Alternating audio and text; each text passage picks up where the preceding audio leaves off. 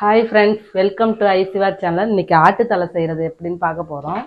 நல்லா கழுவிட்டு மஞ்சத்தூள் போட்டு இஞ்சி பூண்டு பேஸ்ட்டு எல்லாம் போட்டு பரட்ட போகிறோம்.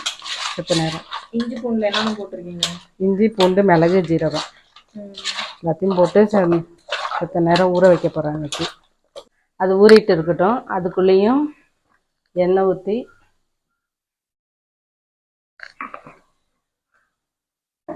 சின்ன வெங்காயம் அரிஞ்சு வச்சுருக்கேன்.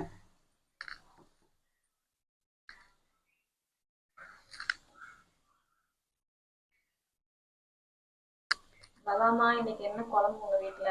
மட்டன் குழம்பு, தலைக்கறி, தலைக்கறி வறுவல். வதக்கிட்டேன். தக்காளியும் போட்டு வதக்கிட்டேன். இப்போ ஊற வச்சுருக்கோம்ல தலைக்கறியை, அதை போட்டு வதக்க போகிறேன்.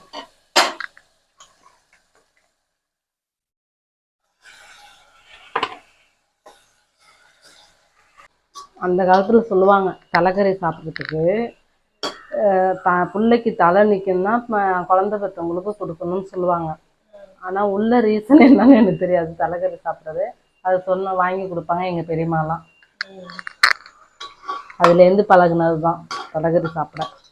தலைக்கறி தண்ணி விடும், அதனால் அளவு கம்மியாக வைக்கிறதுக்காக அது கொஞ்சம் இதாக ஊற்றணும். மிளகாத்தூள் 1 ஸ்பூன் போடுறேன். உருவங்கிறதுனால மல்லித்தூள் தேவையில்லை, குளிர்ச்சிக்காக சேர்க்குறேன். கொஞ்சம் தேவையான அளவு உப்பு போட்டிருக்கேன். அரிசி தண்ணி எடுத்து வச்சுருக்கேன். முழுகிற அளவுக்கு தண்ணி ஊற்றுறேன். தலைக்கறியை 7 விசில் விட்டு இறக்கி வச்சுருக்கேன். இந்த பக்கம் எண்ணெய் ஊற்றி தாளிக்க போகிறேன். பெருஞ்சீரகம்,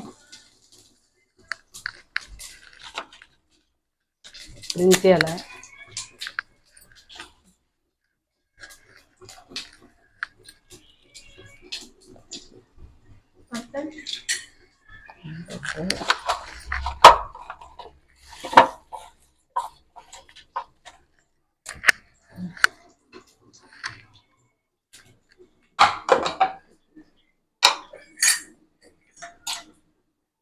இதில் ஊற்றுறேன்.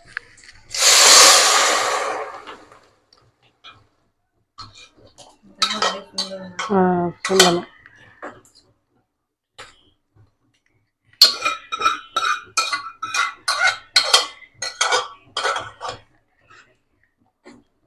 இது சுண்டி கிரேவி எண்ணெய் வர வரையும் சுண்டணும். சூடான சுவையான தலைக்கறி ரெடி. வாங்க சாப்பிட்லாம். தலைக்கறி மட்டும் தான் கொடுப்பீங்களா?